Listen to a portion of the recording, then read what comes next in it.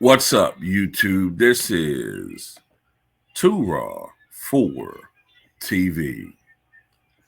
All right, so let's talk about old Mongo Slade once again.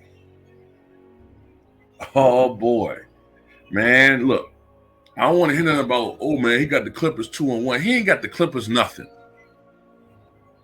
He ain't got the Clippers nothing. The Clippers have Norman Powell to thank for that. 20 points last night, 8 of 15 shooting. Ivaka Zubac, 23 points, 18 rebounds. Derrick Jones Jr., 18 points, 7 of 10 shooting. James Mongo Harden, or James Mongo Slade Harden, had another piss-poor shooting performance. 6 of 19 from the floor, 2 of 12 from downtown, 5 turnovers. Where's Skip Bayless's lowlights for Mongo Slade? I don't see the same edge where all the jokes at. I'm just saying, man. What? I don't see people keeping the same energy. It's like my boy, the only dude who turns the ball over, people that people care about turning the ball over, because y'all help to project that association with Russ. And yeah, I know Russ played like crap the other day, 0 for 8 from the floor. But you know what? Since y'all say he a role player, don't assign him superstar. Don't assign him superstar responsibility no more. It's funny. Y'all say Russ sucked. Russ a role player, but y'all assign him superstar responsibility. And then that's another guy I can think of who's supposedly a superstar. And I think his career has been artificially enhanced by steroids. Yeah, I said it. I'm not saying his name, but y'all know what I'm talking about. Whenever they lose, whenever any team he on lose, y'all blame the role players. I'm already seeing right now. Little signs, little signals being thrown right now by a certain guy to whenever the team don't play well, because his fan base is nothing but a bunch of lemmings with no brain power. Y'all just showing right now that they're going to throw D'Lo and Rui Hachimura on the bus whenever they don't lose. I mean, whenever they don't win. Whenever they lose, watch. They're going to blame D'Lo and Rui Hachimura whenever they lose. I told you. The narrative this season is whenever they win, they're a championship team. But when they lose, don't expect too much. You know what I'm saying? It's a rebuilding year. It's always an excuse to duck the smoke with that clown. But back to this clown, Trump ain't got to worry about getting the money for a wall in case he wins. If he does beat Kamala Harris, he ain't got to worry about where to get the money and the funding to build a wall. James Harden will have enough bricks for that wall by Christmas. That wall going to stretch the entire southern border of the United States from California to Mexico by Christmas, at least by Christmas Eve. The way he going. He's coming for that crown for LeBron Ramon James, man. So he is now just a few bricks away from passing Jamal Crawford, who played, 19 years?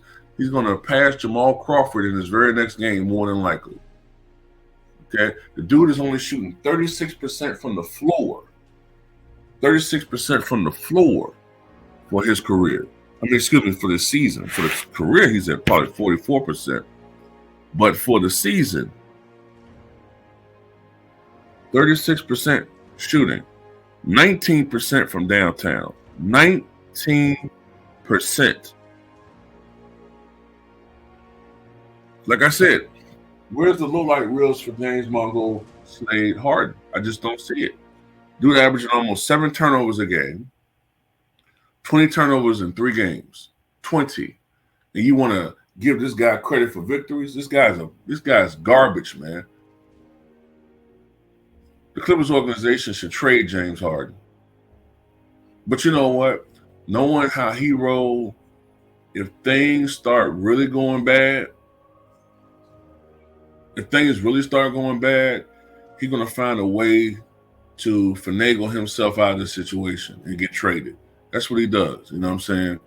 Whenever he don't get his way on something, or when things don't go well, he finds an out to get traded because he's like the rest of these weak ass, soft ass NBA players.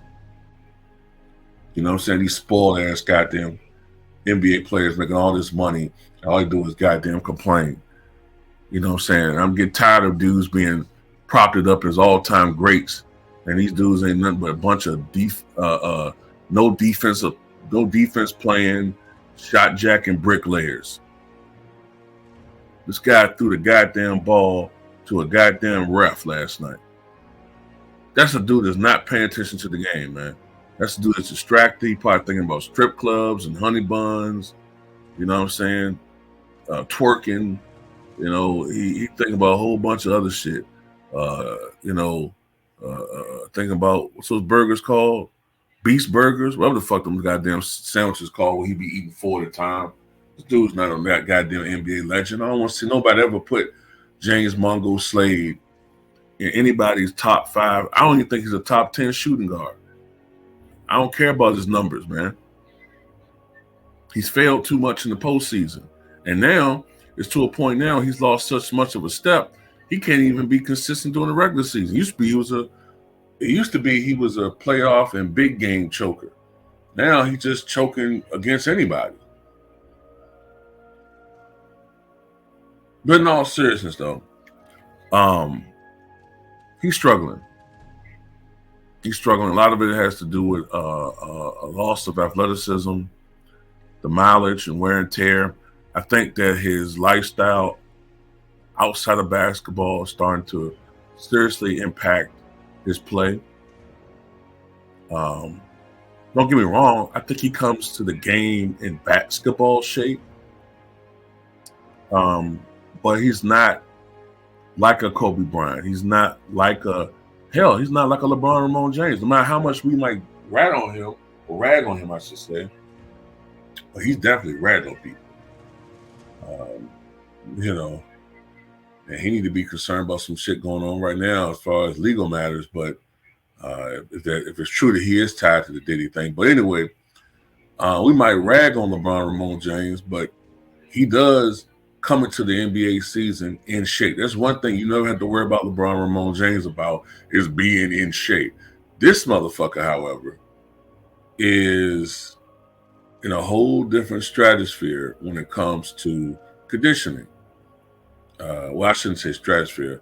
He's in a whole different, a whole totally lower plane, I guess I should say, when it comes to, taking the game seriously. He takes the game for granted, man. Now, I do hear about, he does some things off the court that are good, and I understand all that, and I give Mongo Slade credit for that. But when it comes to him being a championship level player, I said then it was a mistake that the Clippers got him. I know he had a little good stretch, but that's the thing. James Harden will have these little stretches where he play well, man. But when the chips are down or when the game is on the line, this guy will not show up and he will choke.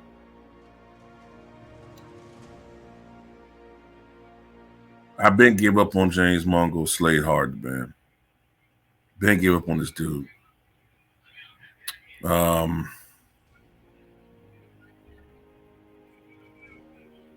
17.5 PR rating this year. That's ridiculous considering he averaging 25 points a game. 25 points per game, 8 rebounds, 12 assists. His PR rating should be like in the upper 20s. That right there shows you how inefficient and overrated this dude is, man. He truly is. But, can't tell certain people that, man. But anyway, man, got bust. James Harden fans can come to the reality, man, that Mongo Slade ain't getting it. He ain't getting it, man. He ain't getting it. And the Clippers are doomed.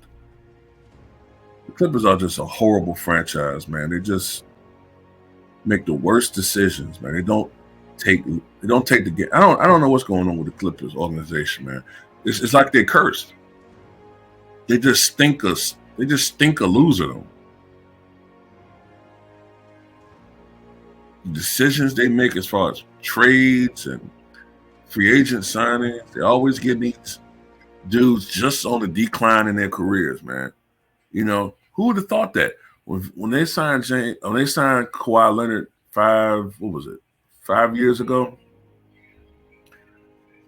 it looked like the Clippers were finally going to break their curse.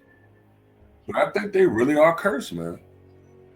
I really do. I think they're cursed. You know, when you really look at it,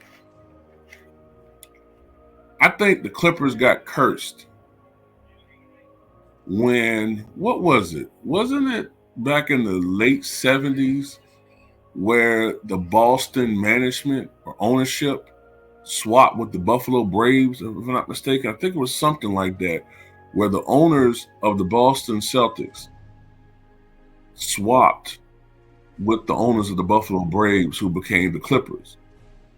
And it seemed like ever since then, it's like it's been a curse against the Buffalo Braves / Los Angeles Clippers, because in the 70s, the Buffalo Braves, when it was Bob McAdoo, Randy Smith, Ernie, what's that dude's name? Ernie Gregorio, whatever his fucking name is.